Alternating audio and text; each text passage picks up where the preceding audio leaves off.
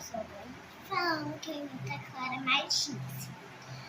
Eu não acho muito, não. Eu só acho que o efeito que o efeito é igualzinha. Mas é porque o vídeo que eu falo assim, eu uso esse efeito, que é o pôr do sol. E eu não consigo usar outro. Eu só de som não consigo usar outro. Porque esse aqui não é combinado com o som. Então, e a Clara Martins usa dois efeitos. Um pôr do sol e o outro é aquele lá, puxar o nariz lá. Gente, eu só uso esse aí. É só no Kawaii que aqui, tipo, puxar o nariz.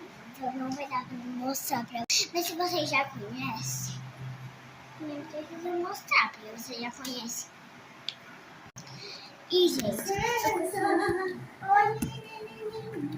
olha assim.